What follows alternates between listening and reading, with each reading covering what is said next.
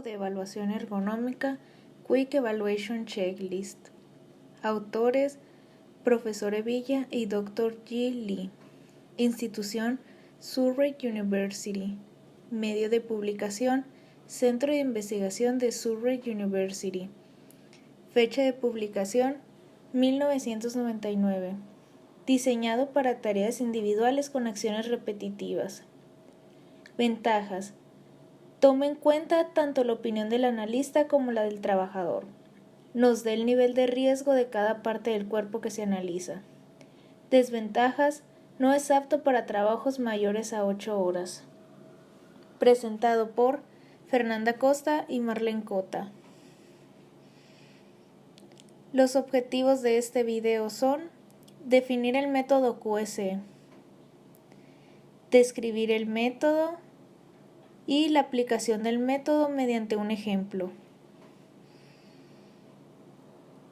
El método QS o bien Quick Evaluation Checklist es un nuevo método que ha sido desarrollado para profesionales para evaluar la exposición de los riesgos a los desórdenes musculoesqueléticos relacionados al trabajo. ¿Qué es? Una herramienta fácil y sencilla de utilizar. Proporciona puntuaciones de exposición para las áreas del cuerpo. Identifica la reducción de la exposición necesaria. Ayuda con comparaciones de trabajo, así como antes y después de las evaluaciones. El método consiste en calcular la exposición de 4 partes del cuerpo en gran riesgo de los más importantes factores de riesgos estimados. ¿Cómo funciona? Examina las tareas individuales. Incluye las aportaciones tanto del observador como la de los trabajadores. Este método se encarga de evaluar 3 partes del cuerpo y 3 factores externos para poder determinar sus niveles de riesgos. El método QS considera la espalda, los hombros, la muñeca y mano, la vibración, ritmo de trabajo y el estrés. Los objetivos del método Quick Evaluation Checklist son: evaluación de trastornos musculoesqueléticos en la espalda del trabajador, evaluación de la incidencia de los trastornos musculoesqueléticos en hombro, brazos, muñecas y cuello, evaluación de factores de riesgos relacionados con los desórdenes en espalda, hombro, brazos, muñeca y el cuello. Evaluación de factores de riesgos relacionados con el trabajo no ergonómico. Clasificación de preferencias de diferentes secciones de líneas de producción en función de los resultados obtenidos. Pasos para completar el QS. Identificar las tareas de preocupación. En esta puede haber 2 o 3. Hablar con los trabajadores sobre la tarea. Observar la tarea durante un periodo N de ciclos. Completar la parte de observador de la herramienta. Pedirle al trabajador que responda a la evaluación del trabajador. Pedirle al trabajador sugerencias sobre cómo hacer mejoras en su puesto de trabajo. Anotar la evaluación. Introducir las acciones requeridas en el frente. Reevaluar durante un juicio o después de realizar los cambios. Para que lo anterior quede más claro, se realizará una evaluación a un determinado puesto de trabajo. El video se muestra a continuación. Con este video realizaremos la evaluación ergonómica con el método QS. Primeramente veremos el video para después comenzar a llenar el formato del método con la información del video. Podemos observar cómo el operador tiene la tarea de compaginar hojas que se encuentran en la mesa que está frente a él. Comienza del lado derecho y va caminando hacia el lado izquierdo tomando cada una de las páginas que se encuentran sobre la mesa para después engraparlas y colocarlas en el soporte. Cuando acabe esta tarea, procede a realizar lo mismo, pero ahora comienza a tomar páginas del lado izquierdo para acabar en el lado derecho. Este trabajo lo realiza en una jornada laboral de 6 horas con un descanso de 15 minutos cada 2 horas. Primeramente, tenemos que analizar si la tarea es apta para evaluarse mediante el método QS. Al ver a simple vista la tarea, podemos notar que es un trabajo repetitivo, por lo que sí se puede evaluar por este método. Teniendo esta información, comenzaremos a analizar y responder el formato.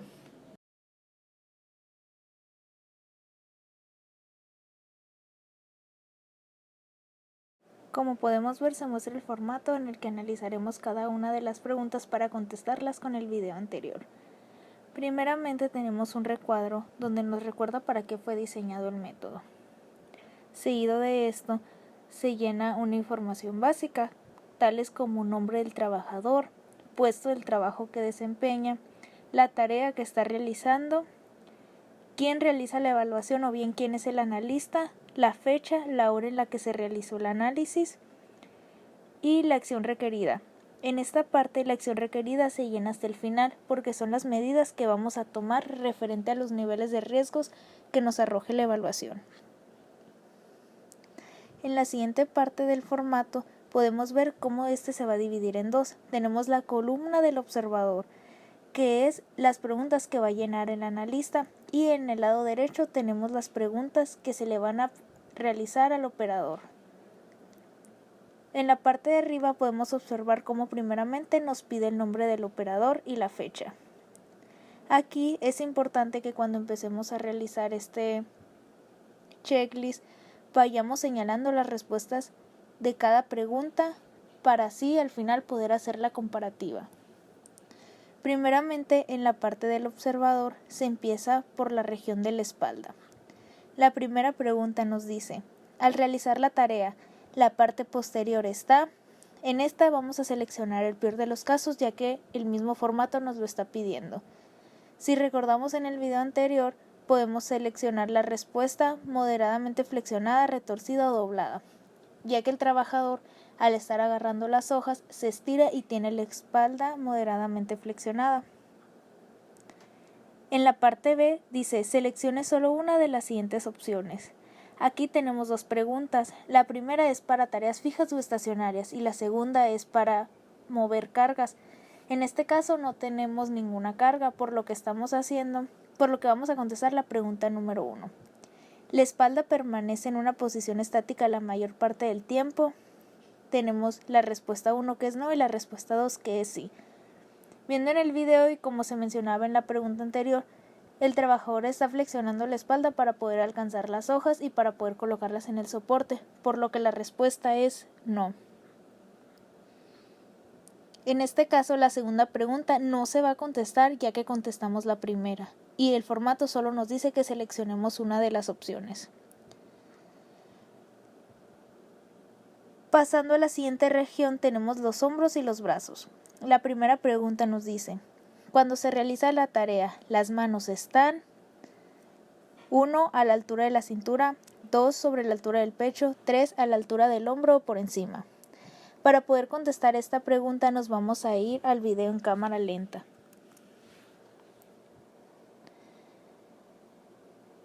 En el video podemos observar cómo prácticamente todo el trabajo se está realizando a la altura de la cintura. Sin embargo, hay un momento en el que eleva las manos y realiza la tarea a la altura del pecho. Vemos cómo sigue haciendo esta operación y al momento de que va a engrapar las hojas, las va a realizar a la altura de su pecho. Por lo que la respuesta sería C2 sobre la altura del pecho, ya que estamos seleccionando el peor de los casos. Número 2. El movimiento del hombro-brazo es infrecuente, frecuente, muy frecuente. Viendo el video, estamos viendo cómo prácticamente todo el trabajo se realiza con los puros brazos, repetitivamente y repetitivamente. Entonces, la respuesta es muy frecuente, o sea, movimiento casi continuo. La tercera parte a evaluar es la muñeca y la mano. La primera pregunta dice: se realiza la tarea con, y de igual manera vamos a seleccionar el peor de los casos: la muñeca casi recta o la muñeca desviada y doblada. En el video vemos cómo prácticamente es un movimiento muy constante de las muñecas, donde al tomar la hoja y acomodarla con la otra mano, esta está totalmente flexionada o retorcida, por lo que es la respuesta E2, la muñeca desviada o doblada. Pregunta número 2. Se repiten los patrones de movimientos similares. Para contestar esta pregunta, es necesario realizar un estudio de tiempos y movimientos. Por ejemplo, podría ser con MODOPS, que en este caso se realizó con ese método.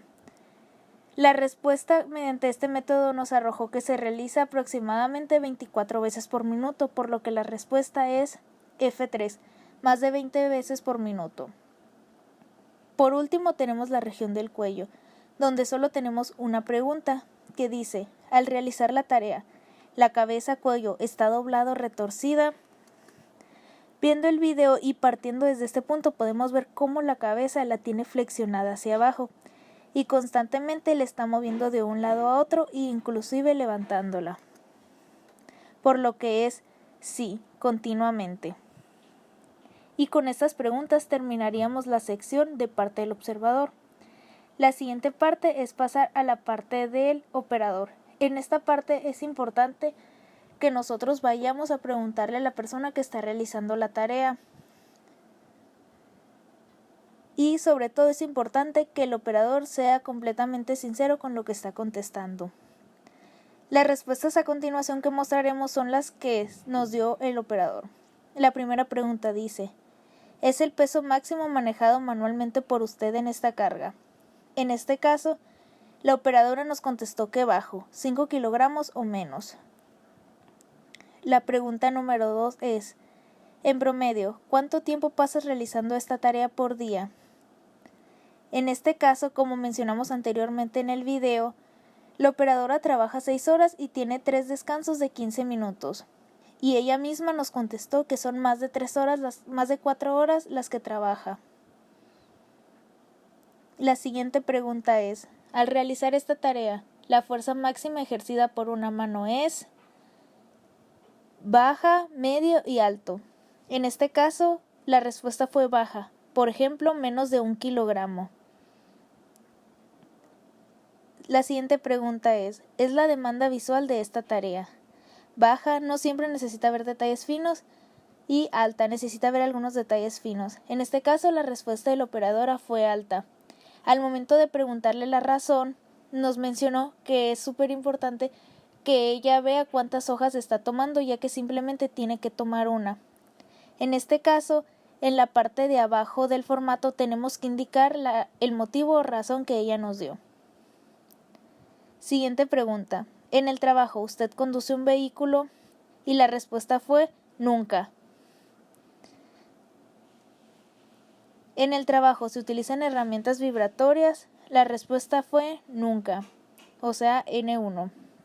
La siguiente pregunta dice, ¿tiene dificultades para mantenerse al tanto en este trabajo? Su respuesta fue algunas veces, debido a que siempre tiene que estar prestando atención de cuántas hojas está tomando, entonces en ocasiones se van hojas de más. Y la última pregunta que se le realiza es, en general, ¿cómo encuentra este trabajo? Su respuesta fue ligeramente estresante, ya que a veces estar haciendo la misma tarea y estar al tanto siempre le resulta un poco estresante o cansado. Y con esto terminamos la parte de las preguntas al operador.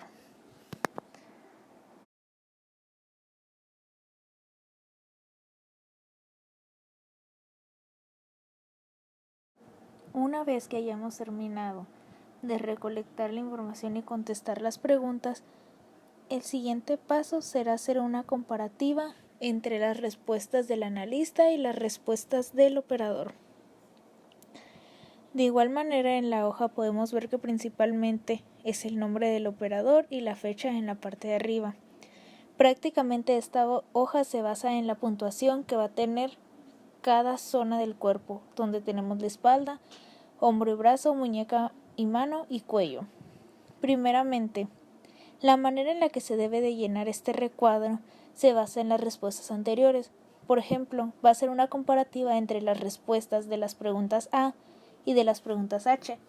Si regresamos a lo anterior, las A era en la parte del observador y nuestra respuesta había sido A2, mientras que en las H habíamos tenido la respuesta H1. Haciendo una comparativa de filas y columnas, tenemos que A2 y H1 nos va a dar un total de 4. Y en esta parte tenemos que indicar el número que nos da la comparativa en la tabla. La siguiente compara A y J, donde A teníamos A2 y en J, J3. A2 y J3 nos da un total de 8. La siguiente tenemos J3 y era H1 la respuesta, por lo que el total va a ser 6. Se indica de esta manera.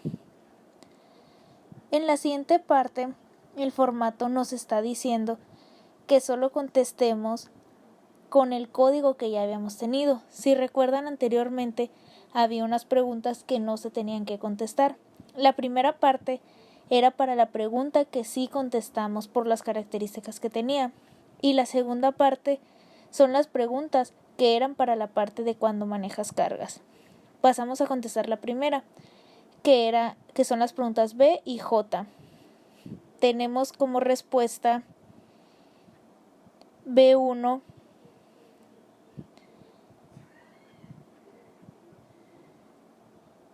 y era J3, por lo que nos da un total de 6.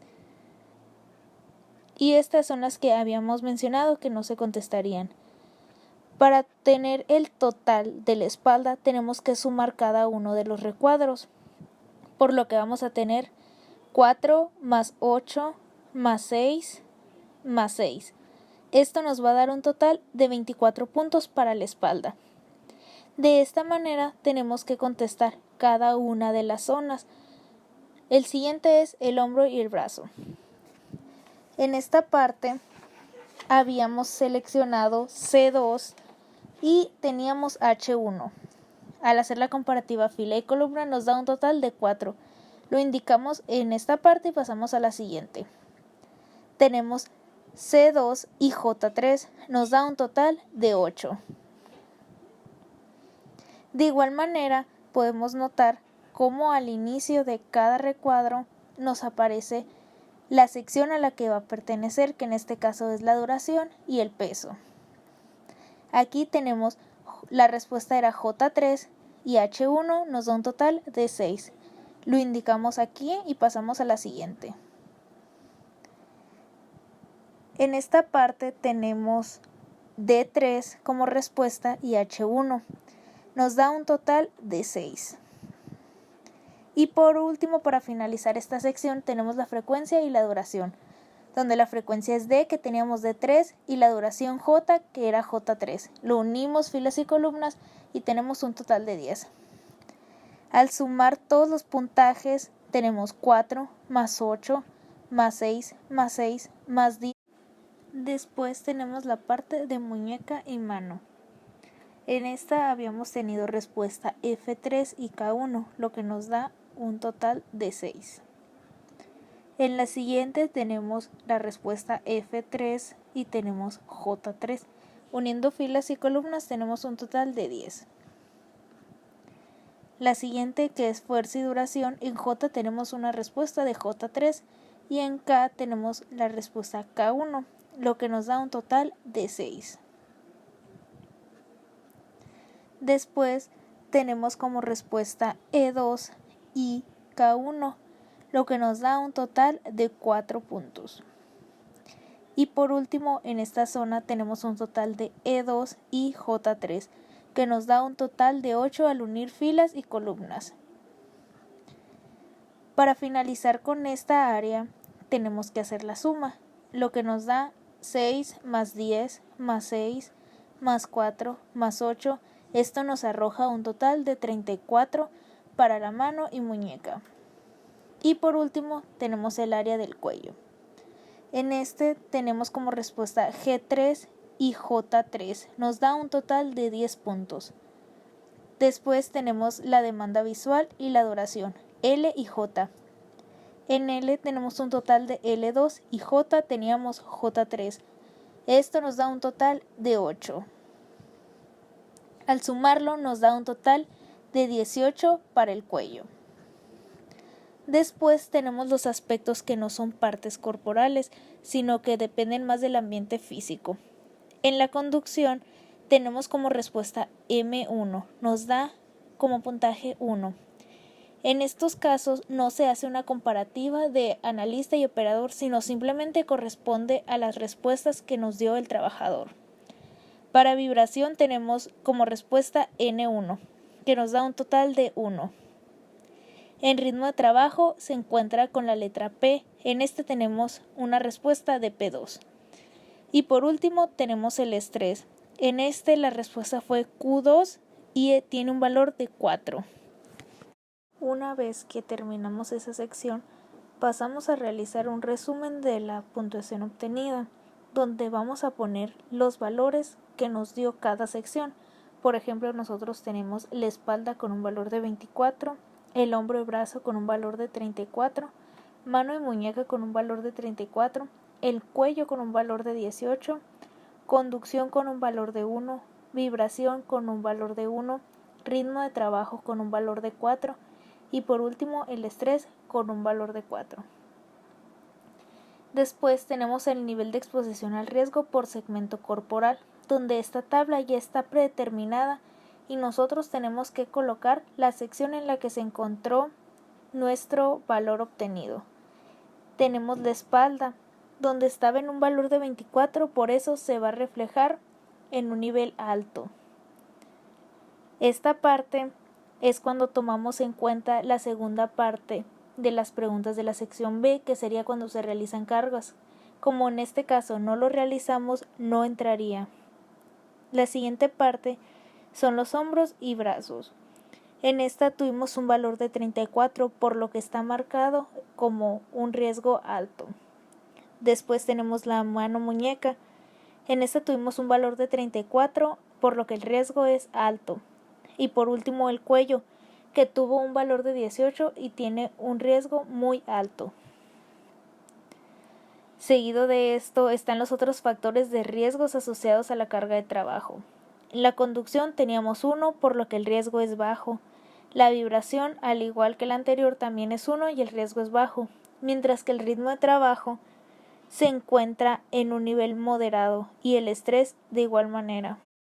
Una vez que hayamos identificado el nivel de riesgo de cada parte del cuerpo, nos podemos dar cuenta de cuáles zonas corporales son las que se deben de tratar ergonómicamente.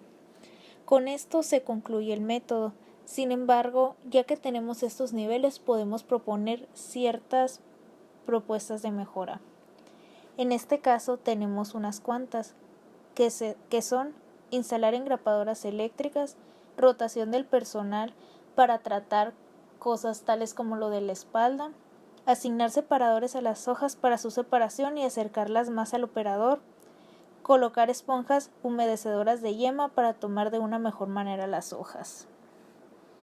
Estas propuestas sirven para asignarlas a las medidas que se van a tomar, que si podemos recordar, en la primera hoja del formato podemos ver cómo las propuestas y cómo las acciones que se van a tomar van escritas en esa parte.